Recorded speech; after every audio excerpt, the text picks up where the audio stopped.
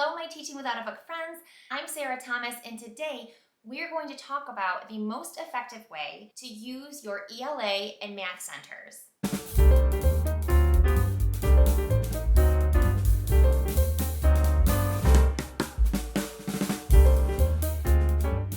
Today I want to share with you a system or an approach to centers or station rotations that I personally developed when I was in the classroom. And this system was hands down the most effective way that I've ever been able to support my students academically. Now, when it comes to centers, also known as station rotations, there are all kinds of different approaches and systems out there, such as like guided math and the Daily 5.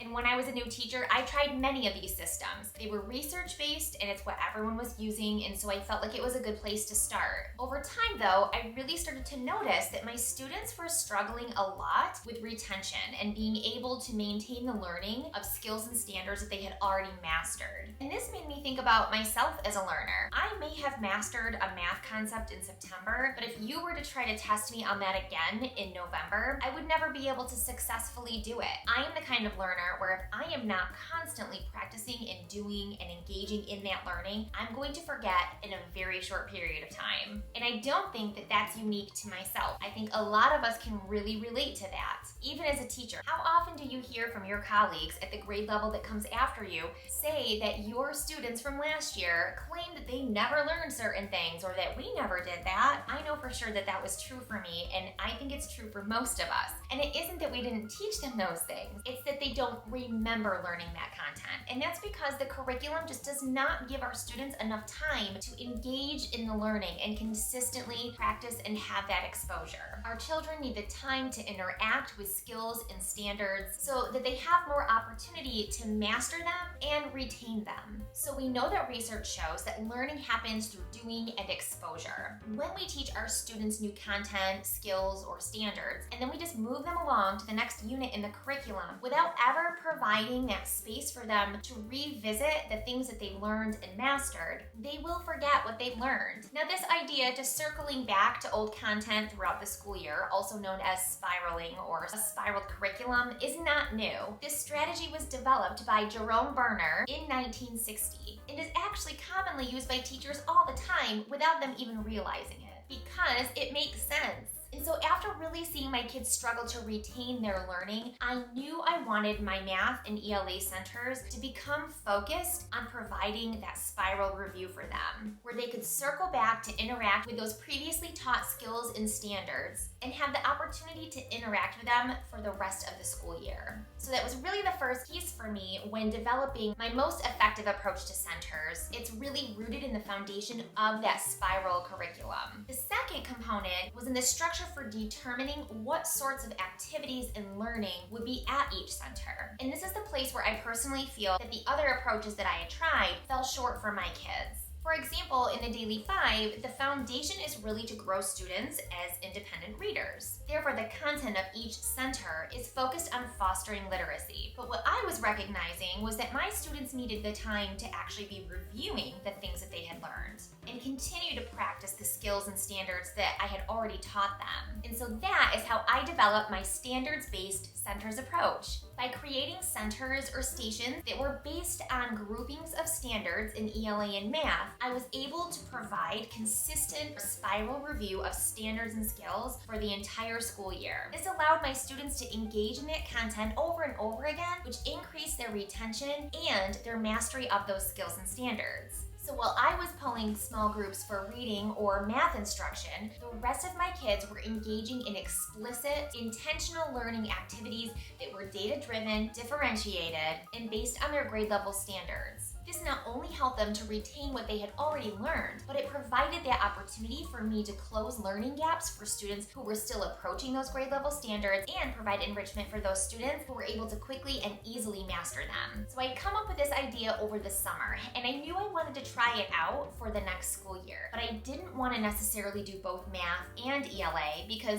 again, this was just a new idea. I wasn't totally sure how this was going to work out. So in that first year, I just focused on transitioning over from the Daily 5 to my newly developed system of these standards-based centers. And I will totally admit, I was really nervous that if I moved away from the Daily 5, that it might have a negative impact on my students' literacy development. It can be scary to let go of something that is research-based and is used and recognized so widely. But in my heart, I knew I really needed to trust myself and serve the students that were in front of me. So I decided to go ahead and move forward with my Standards-Based Centers in ELA and start conducting my own research. And as the school year got going, my fears were very quickly diminished. First, I realized that a lot of my standard-based activities aligned with and still required my kiddos to practice the same skills as the Daily 5. Only with my standard-based approach, my students were asked to do more, expand, and dig deeper. The results were incredible. My students made the greatest gains in reading than any other class that I had ever had. And not only that, they all reached their goals several months before the end of the school year. And the real sprinkles on that cupcake was when my building leader asked to meet with me so that she could let me know my kids had the greatest growth in reading building-wide that year. So by the end of the first year, I knew that what I had created was working. And so the following year, I decided to transition over to using the standard-based centers for math as well. Since then, I've developed and facilitated a workshop all about how to create and implement standard-based centers to teachers from all over our region. And according to the data that's been collected to show student impact, the teachers who have used and implemented the learning of my workshop have all experienced the same level of success with their students as well. So how can you get started with standard-based centers in your own classroom? I'm going to outline 3 easy steps that will help you get this approach up and running.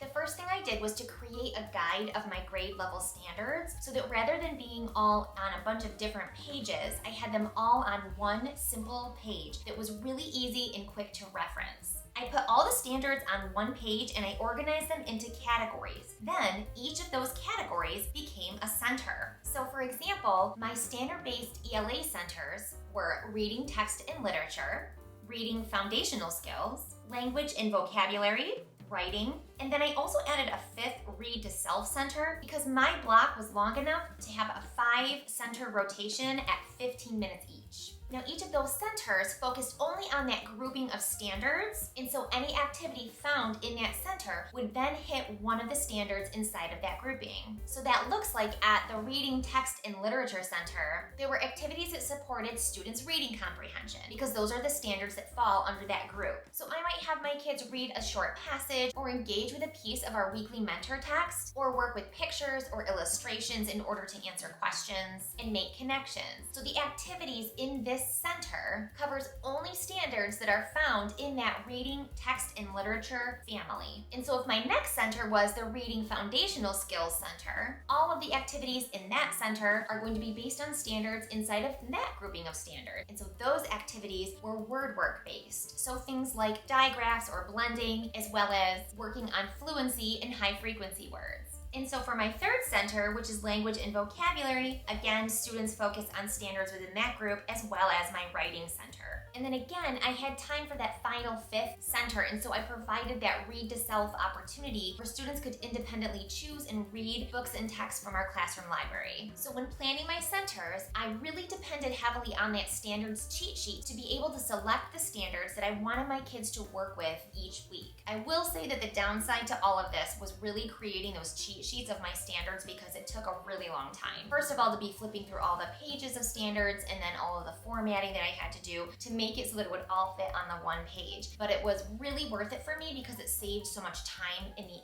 end when it came to the planning. However, what you should know is I have created a resource of these cheat sheets that are already done, and they're all based on the New York State Next Generation ELA and Math standards. All of the standards are organized on one easy cheat sheet, and I have them for grades pre-K all the way through 6th, again for both math and ELA. And you can purchase these and save a ton of time. In fact, you can grab that entire bundle for less than a cup of Starbucks coffee, and it will literally save you hours of flipping back and forth through the different pages of standards. So it is absolutely worth it. I will link those cheat sheets in the description of the video, and if you're listening on the podcast, you can find the cheat sheets in the show notes. Going back to the standard-based centers, some of those names aren't super kid-friendly, like especially the first 2 that we talked about, like reading, text and literature, reading foundational skills. I mean, that's not really gonna resonate with our kids. So I did change the names, and you can change the names to whatever you want them to be, but you want them to be something where the kids can sort of make that connection as to what the objective of their learning is at each of those stations. And so really for the reading, text, and literature, we just called it text and literature. And we changed reading foundational skills just to the word work center. Language and vocabulary just became vocabulary, but you can choose whatever names for your centers that are gonna work well for you.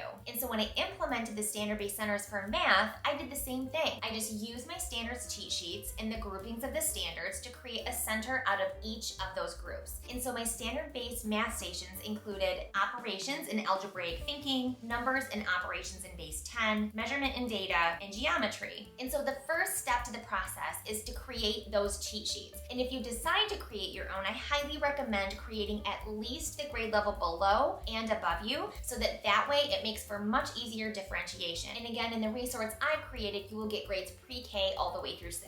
So you have your cheat sheets with the groups of standards, and you've got the structure for your new centers all created. Step 2 is to now get your materials organized. So once I started to go standard-based, I had all of these materials and I needed to sort them and organize them based on the standard and what grouping they would fall into, so that I knew which materials and activities were going to go at each of the different centers. So I created a storage tote and a binder for each of my new standard-based centers where I could store my manipulatives, games, and any of my worksheets. Again, I used that standards cheat sheet here to help me as well, so that I could match my existing resources to whatever center they were going to belong to. Games and manipulatives all went into the tote, and then I put my worksheets into a binder. Now, if I could go back in time, I would actually store my papers in a folder or some sort of envelope, and maybe even keep them in a file, because I'm super picky, and the problem with keeping papers in a 3-ring binder is when you make copies, it'll leave the 3 holes on the side. So eventually, I even organized all of the manipulatives, games, and activities and broke them down into even more specific categories based on season, because I was a teacher who loved to do things based on the seasons. And so that way I could have not only standard-based activities at each of the centers, they would also reflect and match the season that we were in. And being organized this way made it so much easier for me to set up my centers every week. Rather than searching through my cupboards and shelves for activities at random, I just used my planner to see what the standards that I had chosen were, and I pulled out my tote and my binder, and I chose games and activities that provided practice for the standards that I had chosen that week. Getting organized up front also really helped me to identify where I needed to create or purchase additional materials. For example, after sorting my ELA centers, I noticed that I had a ton of things for word work, but really hardly anything for the language and vocabulary center. This allowed me to be more intentional with my requisitions so that I was able to better expand and provide more of a variety for the kids. Okay, so step 1, you've got your standards all organized on the sheets and you have your new centers created. Step number 2, all of your materials and resources that you already have are now organized by your new centers in the topics or groupings of the standards that they will cover. The third step is to plan. Now, using your cheat sheets, you can choose standards and plan the activities for all of your standard-based centers. Now, depending on the age of your students and where you are in the school year, sometimes I would set up so that they would have one activity in the center per day. And then I did this especially at the beginning as they were learning, but eventually over time, you can front load and have all of the centers set up with all the activities they need to do for the entire week. And then they can choose which activity to do on what day, as long as they get all of them done by the end of the week. So those are the 3 main steps that you need to take in order to get the standard-based centers up and running in your classroom. I do just want to give you a couple little tips before I send you off today. First, for each center where you have not taught standards or skills for your own grade level yet, you're going to use the standards from last year. As a first grade teacher, when my kids first came to me at the beginning of the school year, of course we have to take the time to teach them physically how to do centers. And I hadn't taught them much academic content yet. We were doing all of the beginning of the school year relationship building stuff. In that case, you use last year's standards. This also provides them with that extra practice to help them remember what they had learned, because they're going to be able to need those skills to do the things you're going to teach them to do. Once you've taught and assessed the skills or standards at your grade level, you can then start putting those out at your centers and replace some of last year's standards with the ones that you've now taught. I want to tell you is to use your standards cheat sheets to differentiate. Once you've taught your students grade level skills and they are out at the centers and students are doing their spiral review, for any student who is still working towards the mastery of your grade level standard, you can provide scaffolded work that's going to help them close their learning gap as they work towards mastery of the grade level standard. For any students who have quickly and easily mastered those grade level standards that you've taught, then you can provide them some enrichment by giving them activities that are based on the standards of the next year's grade level. This is why standard-based centers are so powerful. They're a means to a more mastery learning approach, whereas usually scope and sequence only allows just a few short weeks for students to master their skills and standards. The standard-based learning centers allow our kiddos to keep working towards these skills and standards for the rest of the school year, which gives them more time to close those learning gaps and master those standards. And lastly, if you're a teacher who doesn't use actual station rotations or centers, you can easily use the standard-based approach for a playlist. You would just simply choose standards for all of your must-dos and may-dos based on those groupings. Standard-based centers have been an absolute game changer for my students, as well as for the other teachers who I have taught and who have implemented this approach. Remember that curriculum is just what we teach, but the how is up to us. And that's why at Teaching Without a Book, our mission is to help teachers put the art back into teaching. And this means to operate outside of that manual in order to do what's best for kids. I'm currently planning a full comprehensive course on standard-based centers, and it's going to walk you through all of the steps that you need to be able to create, implement, and manage standard-based centers in your classroom. So there will be more to come on that soon. For now, don't forget to check the video description and the show notes on the podcast and grab your copy of those standards cheat sheets so that you can easily get started with standard-based centers in your classroom. And for even more support, you can go to teachingwithoutabook.org and apply for our teacher mentoring program, where I will work with you individually and provide the support that you need to get this system up and running in your classroom. As always, if you have any questions, please don't hesitate to reach out. Send me an email at st@teachingwithoutabook.org, or you can leave a comment in the video description as well. Thank you all so much for joining me today. I hope that you have a great week, and I will see you all next time. Bye.